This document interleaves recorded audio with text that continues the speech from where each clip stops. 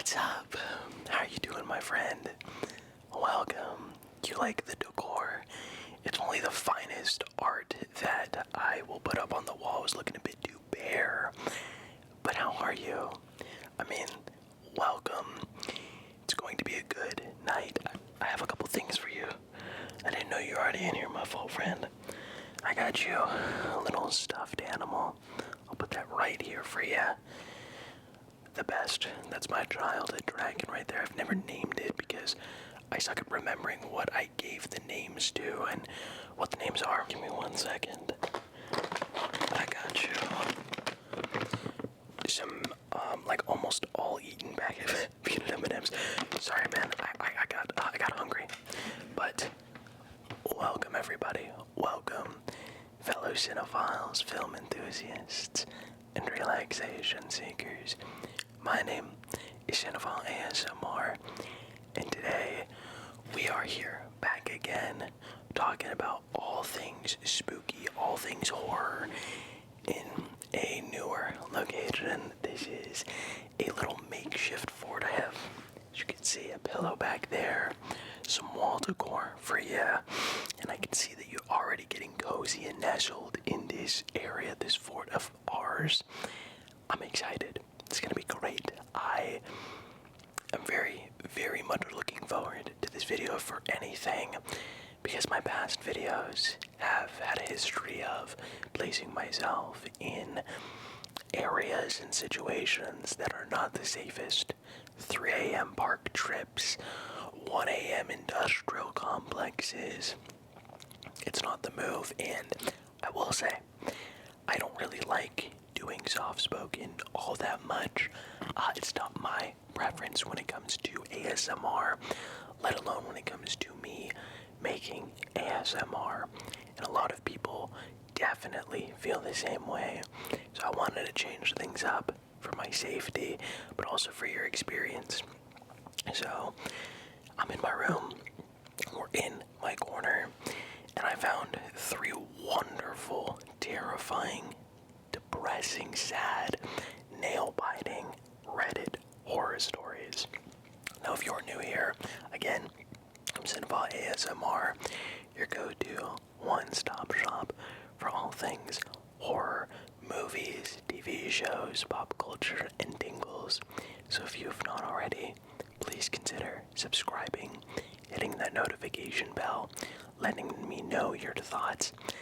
I really do think this is by far the most different type of video that I have done on my page, and the response has been really great, and I love doing it.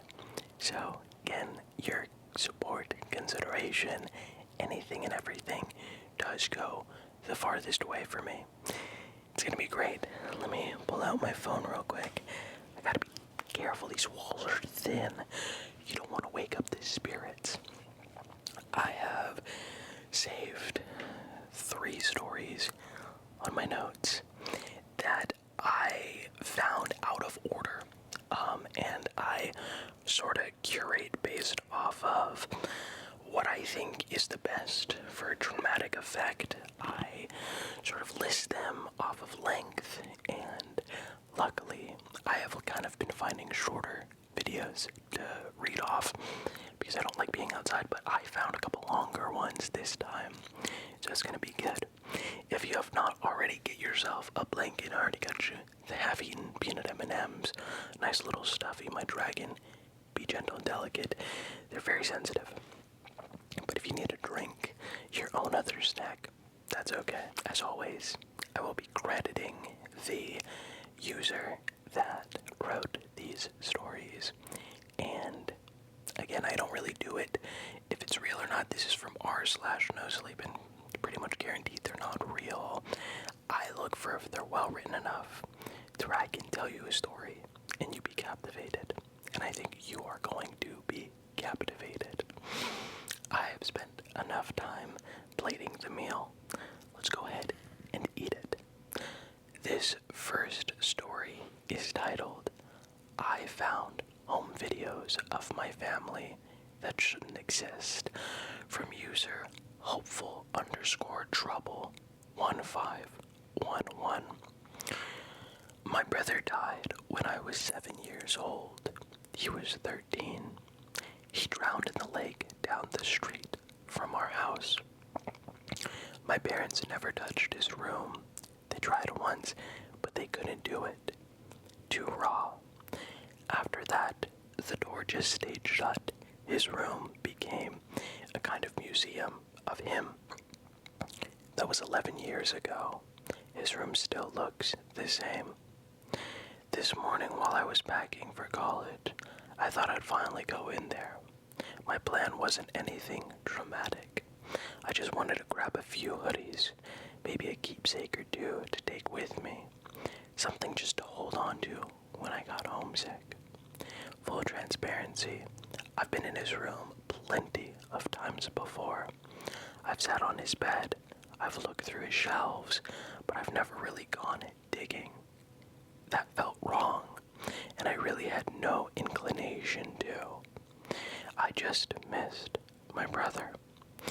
That wasn't my intention today either. It wasn't my intention to find a stack of DVDs shoved into the bottom drawer of his dresser. There were 3 of them, just labeled 1, 2, and 3. The only DVD player in the house is still hooked up to his old TV. Everything else went streaming years ago. For a minute, I told myself not to do it. They weren't mine. They probably didn't matter. I picked up some of the items I had collected and put the DVDs back in his drawer and returned to my room. Tonight, they started calling to me. I know how that sounds. I know you're thinking it was just my curiosity eating at me. But it wasn't like that. It felt physical. A pull in my chest. So I crept back across the hall, slipped into his room, locked the door behind me so my parents wouldn't hear, and I put in the first DVD. It was a home video. I didn't even know we had any. I don't remember my parents ever owning a camera. The video starts with static, then clears just enough to show something. The picture is muddy, warped. It could be the living room, but the furniture looks wrong. Everything is too big or too small, shifting every time the frame jitters. Sometimes it almost looks like a bedroom, sometimes like a hallway. No faces, no clear shapes, just flickering shadows that don't match what the voices are saying. Because there are voices, familiar ones, laughter, clinking dishes, and my mom calling my brother's name. It sounds like family in the background, just out of sight. I hear my brother's laughter, and the sound swallows me whole. It rings through my head, bouncing off the bones that make up my skull. Then beneath it is another voice, low, deliberate, close enough that you couldn't miss it. You haven't noticed yet. Then the video cut off, just like that. I scrambled to replay it, not even thinking about the other 2 discs still stacked under the TV. I just wanted to hear him laugh again. That laugh. I tried not to think about the end, though the fear of it was crawling slowly up my spine as I hit play. Because the way it spoke, it sounded like it wasn't part of the recording at all, like it was speaking to the camera, to me. I pressed play again, this time pausing every few seconds, desperate to make sense of what I was seeing. Nothing held still. Everything on the film looked almost familiar, like a room you swear you've been in but can't place. The walls are a little too narrow, and the colors are washed out enough to make it something you've never seen before. It made me feel like my brain was short-circuiting. Then I froze the frame just before the moment he laughed. And there it was,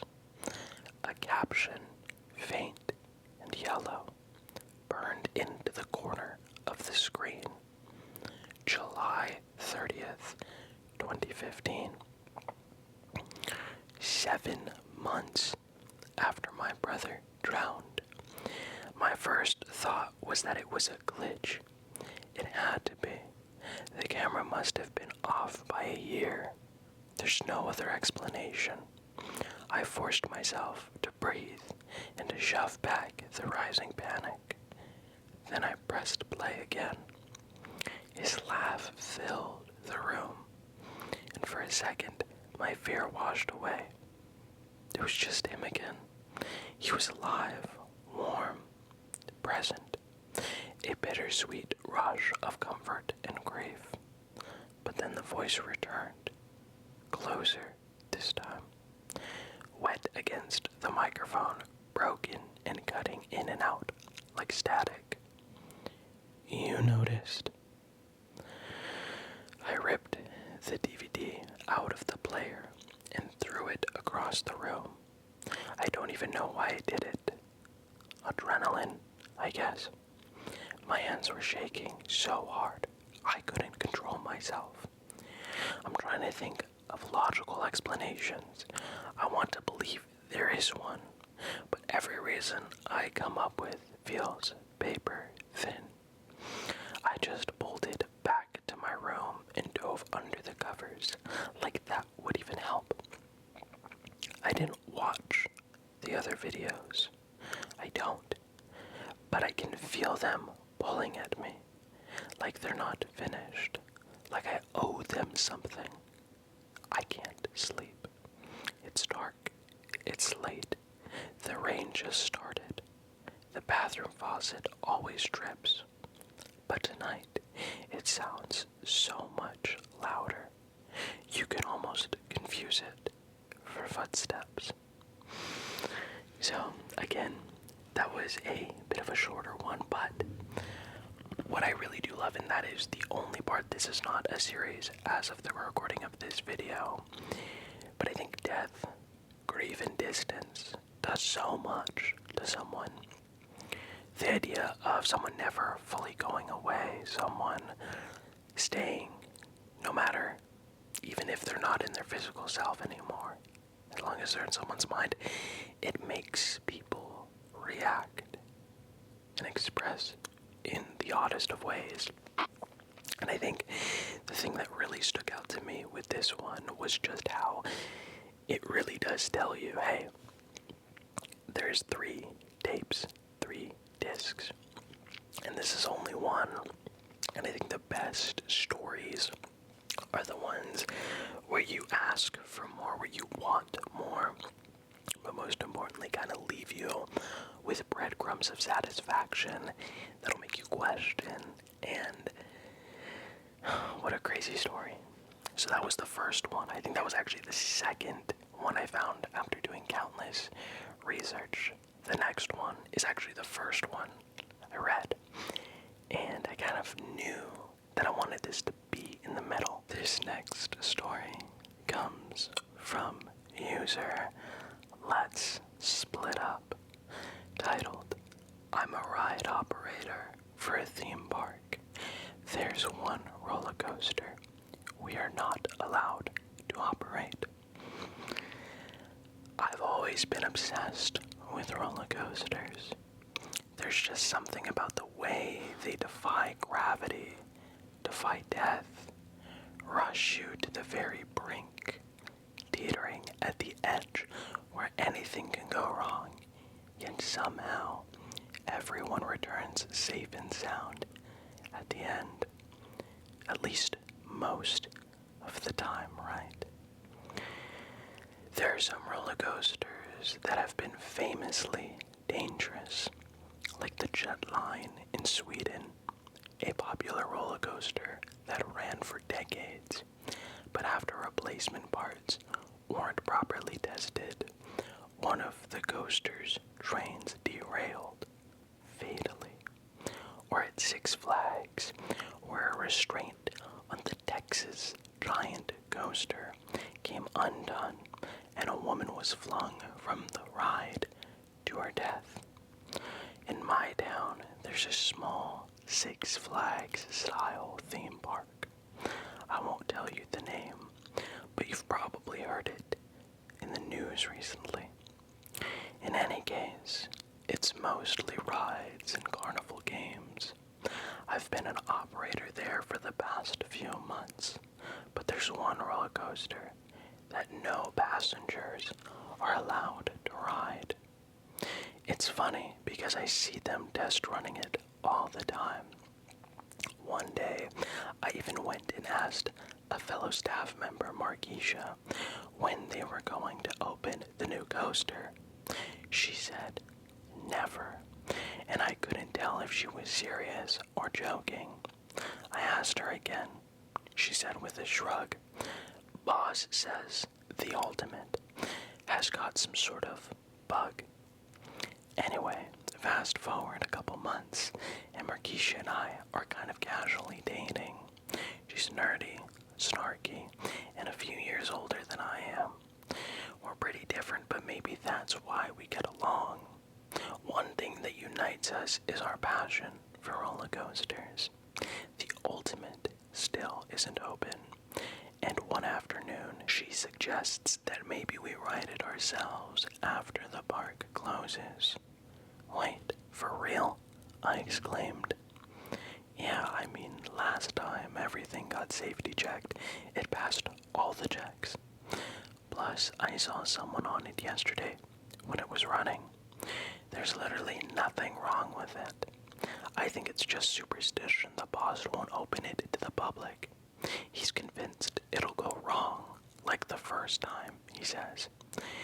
The idea of there being some flaw in the Ultimate's design that could be dangerous gave me pause. But Marquisha was at least as well versed as I was in all the ways theme park rides can kill you. Anytime there was news of another theme park death, we'd talk about whether it fit into our top 10. Mechanical failures, obviously, are big on our list. And design failures, like the water slide that decapitated a 10-year-old boy. Then there are human errors. We often argue whether to count fatalities from visitors trespassing in fenced-off areas and then getting whacked by mechanical parts. I don't really count these since, well, it's kind of like when people play on train tracks. Not to be mean about it, but in those situations, you can't really blame the rides. Anyway, the Ultimate didn't have any mechanical issues or design flaws, so in theory, it should be safe. Like Marquisha said, it had recently been tested for any engineering problems and passed with flying colors. It ran smoother than our flagship roller coaster, the Cobra. Neither Marquisha nor I had pre-existing health issues, and the design of the Ultimate was nothing extraordinary. It had one giant loop, and further on, a smaller one. Despite the name, it was actually less intense than the Cobra, our most popular coaster. Probably the coolest thing about it was its design. A jet black roller coaster with sinuous curves like a serpent. So anyway, Marquisha and a friend of hers, Carlos, and I all agreed to meet after the park closed and try out the Ultimate. Staff were still cleaning up around the park, but it was deserted of visitors when I went to meet Carlos at the main entrance. I remember Carlos and I walking toward those ominous black loops of the Ultimate and seeing the coaster running as Marquisha put it through one more test run. Either another employee or a test dummy was in it as it shot by. It was very fast. Not fastest in the world, but damned if it wasn't fastest in the park. Dude, that thing is awesome, exclaimed Carlos. When we got to the ride's entrance, Marquisha told me everything checked out fine, and that she and Carlos would go first. I started to object, but she said, nah, I get first dibs. I'll run it for you again after. Woohoo, let's do this, said Carlos. Like all modern roller coasters, pretty much everything was automated after pushing the button for it to go. The main part of my job was the safety checks beforehand, making sure everyone was strapped in, nothing loose, no belongings to go flying off and hurt someone, etc. I sighed and performed the requisite safety checks on Marquisha and Carlos, tugging their harnesses to make sure they were strapped in. The rest of the train, of course, empty. Come on, let's go, hooted Marquisha. Let's do this, shouted Carlos. I pressed the button and sent them on their way. The coaster began, its 2 passengers shouting and waving, and slowly ascended the incline to the park's most precipitous drop. I watched, not trying to feel envy. Oh, I'd get my turn, but I burned with the desire to go first. I watched as that sleek black train climbed to the very top, hung for a moment at the peak, and dropped like a bullet. Screams from my 2 friends as they plunged their hands up, waving, laughter on their faces as they flashed by. And then they were looping. I lost sight of them for a moment from the operator area, so I came out from under the roof and looked up. They were heading towards the second loop, but oddly, there's another passenger somewhere at the back of the train car, but I could have sworn it was empty when they boarded the ride. As they spiraled into the second loop, I waited for renewed screams and laughter, but the roller coaster looped silently, winding on this hypnotic track, and then taking the big slow circle around back to the start. Not a sound from it. The click-clack of the train's arrival and then the hiss of brakes. At the front, I could see Marquisha and Carlos slumped in their seats. No one else in the train with them, and no movement from either of them. I did not immediately go to unbuckle them. I was too much in shock. Because why weren't they moving? Were they both unconscious? Had they hit their heads, been jostled too hard? But the ride looked so smooth. Suddenly, another infamous roller coaster came to mind. One that had been designed but never constructed. Marquisha and I used to debate about whether it would be fantastic or terrifying to ride the euthanasia coaster. The idea is that 24 riders board and pass through 7 loops, and when the ride comes to a stop, they're all dead. The roller coaster's loops become tighter and tighter, the G-forces inducing prolonged cerebral hypoxia, insufficient oxygen to the brain. If you were a rider on it, you'd pass out and be dead before coming to the ride's end. To me, the concept is horrible. Marquisha always said it would be a fantastic way to die. Still, I didn't have the courage to approach her or Carlos. There was another staff member walking by outside the ride, pushing a drink cart. I screamed for help. She came up and went to the roller coaster and swore and then got on the phone. Emergency services arrived and unstrapped Marquisha and Carlos. The next day, the park opened as normal. The incident didn't even make the news until much later, since there were no traumatized crowds or blood or cleanup, just the 2 bodies unstrapped and quietly carried away, and a roller coaster that remained out of commission as it had always been. I'm haunted by the fact mine was the hand that pushed the button, but the ultimate was examined and all the test runs with dummies proved safe. There's no explanation. The ride remains closed due to the bug that Marquisha mentioned to me back before she decided we should try to ride it. The bug has kind of become an urban myth among the staff here. They test the coaster again every once in a while, running it without anybody on it. They never put anybody on it. But I learned later that the bug isn't a design flaw per se. What the boss calls the bug is actually a passenger. A rider that can always be seen in one of the seats near the back, even when the coaster runs with no one on it. A passenger who always appears after the first loop. At least it used to be a single passenger. Now, there are 3. Okay, so I guess, you can read that and be like, okay, that's a little silly. But I think there's a couple things at play, right?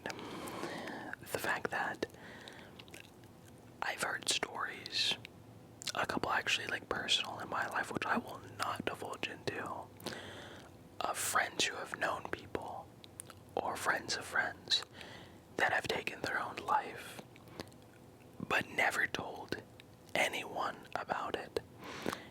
And I think it's that idea, to me, of the silent suffering that people go through, where in their last moments where you're talking to them, you think they're okay.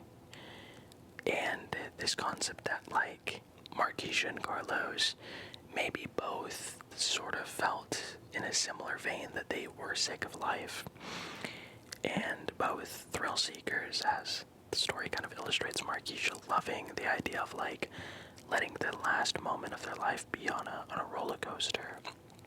And they knew the risks. And to think about, like, who that first passenger was, and maybe it was the friend of the boss's or something like that. I think it also does play on that kind of sort of existing fear I have with roller coasters. Final Destination 3 did damage to me that I'm going to live with for the rest of my life. But I think it is just, like, especially like the pop-up fairs and stuff with the rides, you are hoping that they were tested properly, that the parts and the equipment is up to date and to code. You are putting your faith for a 30-second thrill your entire life. And is it worth it? I don't know. I really don't know. That is entirely up to you, my friends, but it really did stick out to me. And at first I was like, do I really want to put this? But the more I thought about it, the more depressing it was. Now, this last one is a story with a bit of a message, and it's one that I read twice because I enjoyed it so much, and I think we can all relate in some way or another to where the story goes. I'm so excited, my friends. This third story comes to us from the user Camel Frank, and it is titled, "The Rangers Warned Me Not to Look at the Man in My Peripheral Vision. I'm a photographer, so I tried to take his picture instead. I'm a wildlife photographer. It's a career built on patience, stillness, and the ability to become just another silent, uninteresting part of the landscape.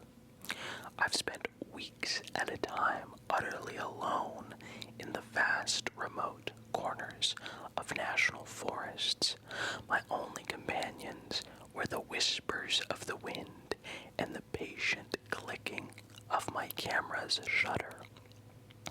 I've waited 14 hours in a cramped, blind, motionless, just for a 3-second glimpse of a reclusive pine marten. That's how I thrive on that solitude, and how I love the deep, profound quiet of the wind. I always thought it's where I feel most myself. At least, it used to be.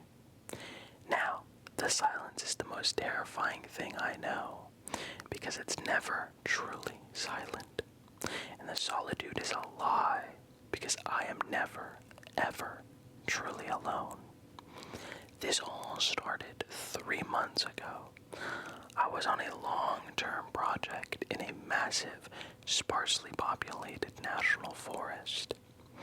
It's a primeval sort of place, full of ancient Douglas firs that tower like cathedral spires, their tops lost in a perpetual mist. My goal was to capture a portfolio of the elusive Cascade Red Fox, a beautiful but notoriously shy creature. For the first few weeks, it was business as usual. I'd rise before dawn, hike miles into the back country, and set up, waiting for the forest to offer up its secrets. One evening I got the shot I'd been dreaming of, a magnificent male fox. The color of its coat was of a dying fire, paused in a sun-dappled clearing, its head cocked, listening. The light was perfect. The composition was something else. I rattled off a dozen frames, my heart soaring with that pure electric thrill that only photographers know. Back at my camp that night, I eagerly loaded the photos onto my laptop. I scrolled through, and there it was, the money shot. The fox was perfectly in focus. Its eyes were sharp and intelligent. The background was a beautiful, soft bokeh of green and gold. It was perfect, except for the smudge. In the upper right-hand corner of the frame, there was a strange vertical blur of white light. It was out of focus, just an artifact, but it was annoying. It looked like a lens flare, but the sun was behind me. It made no sense. I checked the other frames. It was there, in the exact same spot in every single one. A persistent ghostly slash against the otherwise perfect image. I sighed, chalking it up to some weird internal reflection in my lens, and made a mental note to clean all my gear thoroughly. A week later, I was photographing a herd of elk by a river at dawn. Again, a perfect morning. The mist was rising off the water, and the great animals were silhouetted against the nascent light. It was a primordial, beautiful scene. I took hundreds of photos, and when I reviewed them later, the smudge was there. Different location, different time of day, different lens, but the same vertical, out of focus slash of white light, always in the upper periphery of the frame. Now, I was more than annoyed. I was obsessed. I thought to myself that it was a consistent technical problem, a something I needed to solve. Was it a scratch on my camera's sensor? A flaw in the shutter mechanism? I spent 2 full days troubleshooting, running diagnostics, taking test shots of blank surfaces. I found nothing. My gear was, by all accounts, in perfect working order. The only way to solve it was to recreate the conditions. I went back to the clearing where I'd photographed the fox. I set up my camera on a tripod in the exact same spot, the exact same time of day. I framed the shot identically, and then I waited. My goal was to see the flare appear through the viewfinder before I took the photo. I sat there for hours, still as a stone, my eye pressed to the camera. The sun dappled the clearing. A gentle breeze rustled the leaves. The forest was quiet, but as the afternoon wore on, a new feeling began to creep in. A low-grade, primal was the feeling of being watched. It's a sensation every creature in the wild knows. A prickling at the back of your neck, a sudden cold awareness that you are no longer just an observer, but are also the observed. I slowly, carefully scanned the tree line, my eyes searching for the glint of an eye, the twitch of an ear. I saw nothing, but the feeling grew stronger. It was something coming from my side, from the very edge of my vision. I kept my head perfectly still, my breathing slow and even, but my eyes darted to the right, and I saw it for just a fraction of a second. It was a tall, wavering shape, like a column of heat haze. It was the shape of a man, long and thin, and it was hanging upside down from a thick, high branch of a fir tree, its form indistinct and shimmering. The moment my brain registered the impossible image, I snapped my head to look directly at it. There was nothing, just the tree branch, empty against the sky. The forest was still. The feeling of being watched was gone. I sat there, my heart hammering against my ribs, my mouth dry. I told myself I was overtired, that the solitude was getting to me. I was seeing things. It was a trick of the light, a figment of a sleep-deprived imagination. I packed my gear, unnerved, and hiked back to my truck. I needed a break. I needed to see other people. I drove to the nearest ranger station, a rustic little cabin that served as the park's administrative hub. There were 2 rangers on duty, an older, grizzled man with a kind, weary face, and a younger woman. I made some small talk, bought a new map I didn't need, and then, trying to sound casual, I asked my question. "Hey, this is gonna sound weird," I started, "but have you ever seen strange things out in the deep woods, like tricks of the light?" The older ranger looked up from his paperwork. He and the younger ranger exchanged a look. It was a brief, knowing glance, but it was enough. "What kind of tricks of the light are we talking about?"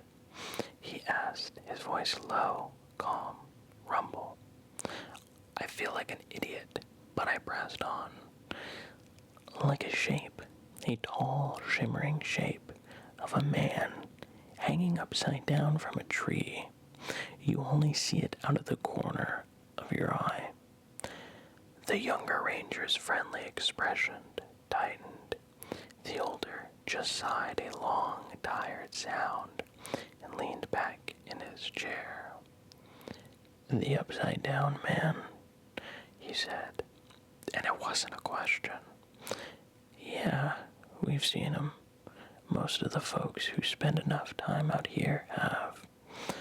A wave of cold relief immediately, followed by a wave of colder dread, washed over me. I wasn't crazy, but that meant that the thing was real. "What is it?" I asked, my voice barely a whisper. "Don't know," he said, shaking his head. "Don't want to know.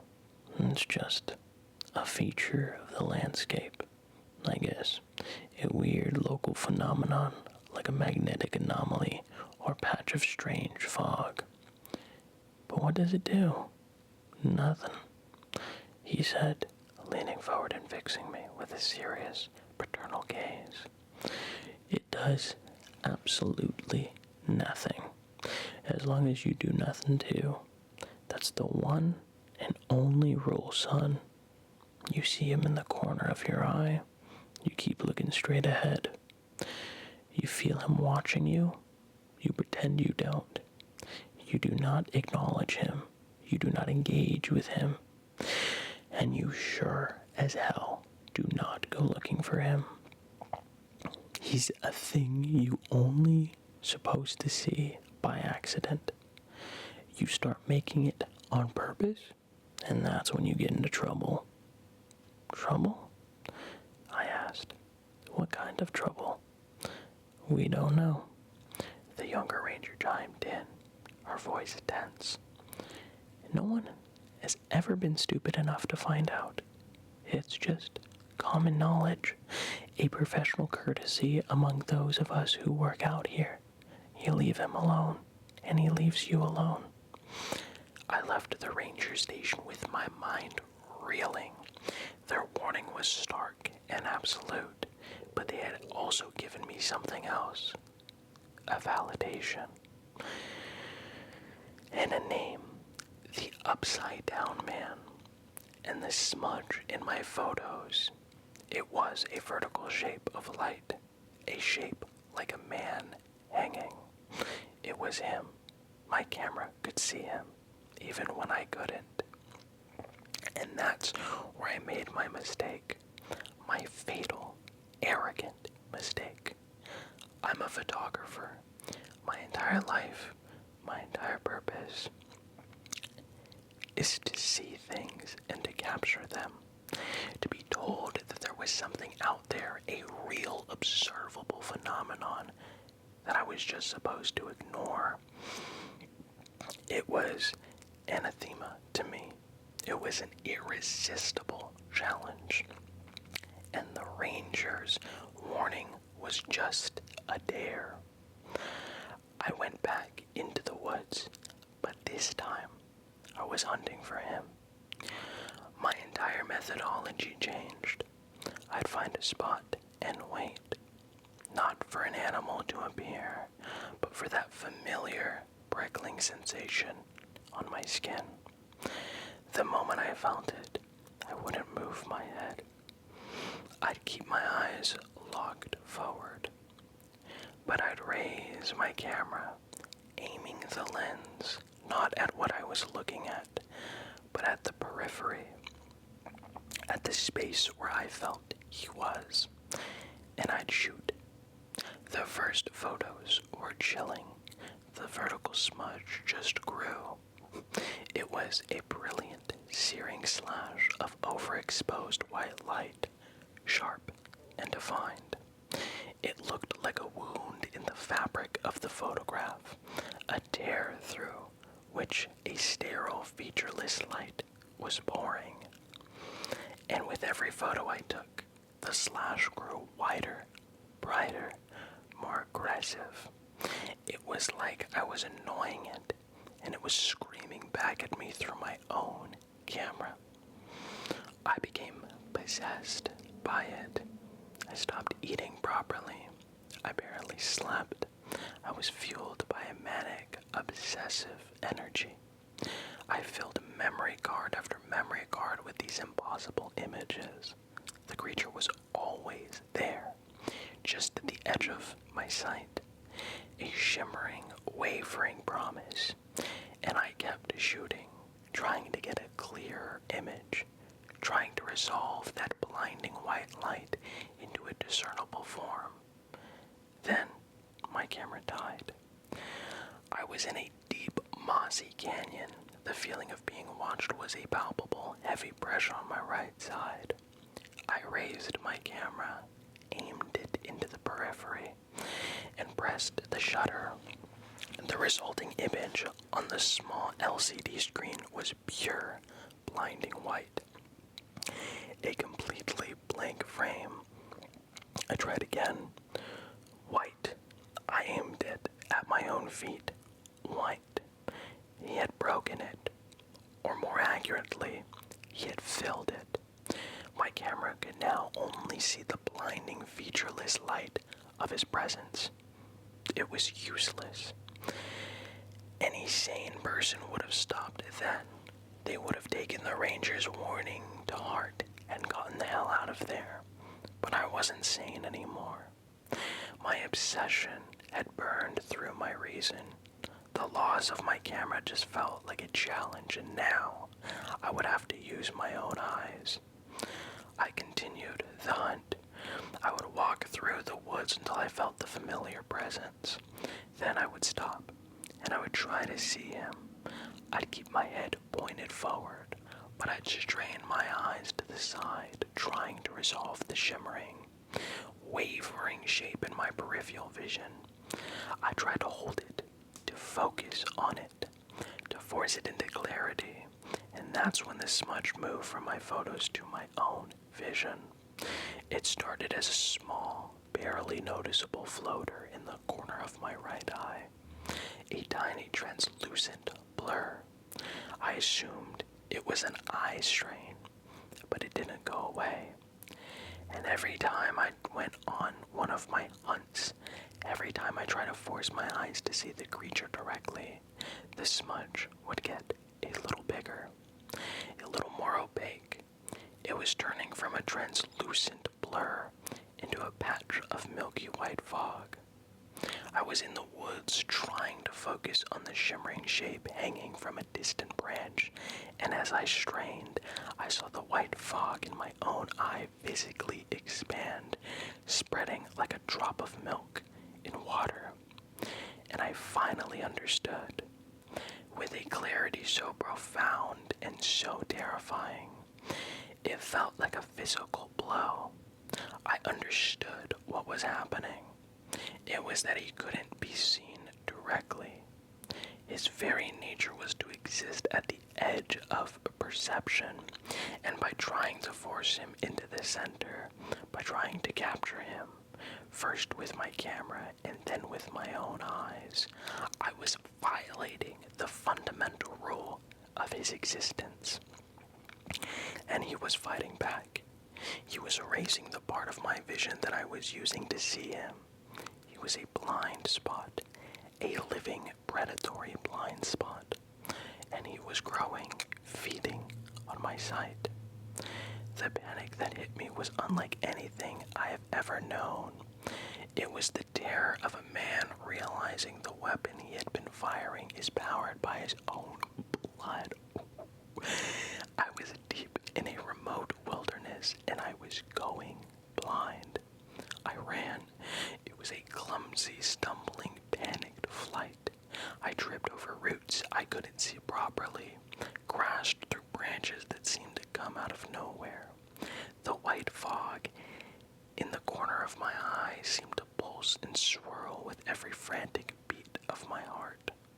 I finally made it back to my truck, my body bruised and scratched, my mind a screaming wreck. I drove out of that forest, and I have not been back. That was a month ago. The white patch in my vision hasn't gone away. I've seen 3 different ophthalmologists and a neurologist. They've run every test imaginable. My eyes, they tell me, are perfectly healthy. There is absolutely nothing physically wrong with them. They think I'm having a complex psychological episode brought on by stress and solitude. I knew it wouldn't be that easy. I thought the connection was there through the photos. I thought there were the anchor. So last week, I built a bonfire in my backyard. I took every memory card, every hard drive, every single print I had made of the white slashes, and I burned them. I watched until they were nothing but a pile of melted plastic and gray ash. I felt a sense of relief, exorcism, if I may say. It didn't work. He's not just in the forest anymore. He followed me home. He's here with me now as I type this. Not in the room, not in the house. He's in the corner of my eye. I'll be sitting here on my couch, and I'll get that old familiar prickling sensation. And I'll know, if I let my focus soften, I can see him. A tall, wavering, upside-down shape, shimmering at the very edge of my vision. Sometimes he's in the corner of the room. Sometimes when I'm outside, he's hanging from a telephone pole. He's always there, a silent, constant companion. The Rangers were right. The only rule is to ignore him. And now, that is my life. I live in a constant state of vigilant denial. I can never turn my head too quickly. I can never let my eyes wander. I have to consciously, actively not see the thing that is always there. Because I know that if I try to look at him, if I give in to that primal urge to face the thing that is watching me, the white fog in my eye will grow, and there's not much of my vision left to lose. So this is my warning. If you ever find yourself in the deep, quiet places of the world, and you feel a prickling at the back of your neck, and you see something impossible just at the edge of your sight, for the love of God, pretend you didn't. Look away. Keep looking straight ahead. Some things aren't meant to be seen, and they will take everything from you to make sure you can't. Oh my God. Lo and behold, the big reason why that one has stuck with me is I think there is a universal understanding towards the feeling of obsession, towards pushing beyond the boundary of reason, letting emotion dictate everything. And for me, this was a very sad, cautionary tale, if you will. One that I think was really well written and so descriptive and such a unique angle to tell a tale about obsession, drive, perseverance in the face of reason, pushing the boundaries of Mother Nature and waiting to see what happens. It's a crazy story, and one that I really have not read anything quite like it. And I just felt like it would add such a unique mix to the other two stories. It's a bit of a longer one, but one that I love to read. Again, I read it twice, that'll be my third time. And I hope you were able to enjoy all three. If you can, and you're at this point in the video, comment below what your favorite out of the three were. I'd love to hear. I know everyone has different favorites. The third one easily was my favorite, but the other two were equally as sad. Kind of a thread of sadness, a tinge of melancholy. But either way, I hope you enjoyed. I hope you like this setup. I hope you're able to dial in despite my artwork on display. I love doing these videos. Horror has always been just a wonderful gateway to deeper internal understanding. It has helped me reckon with a lot in my life, and so I hope for roughly an hour you were able to at least escape or confront things that needed to be discussed within yourself. But above all, I love you all so very, very much. Stay tuned. I'm rewatching all the Conjuring movies, and I cannot wait to do a video on Last Rites coming up. But for now, stay tuned for all the goodness coming very, very soon. And above all, remember to take life one frame at a time. I'll see you in the next one, everybody.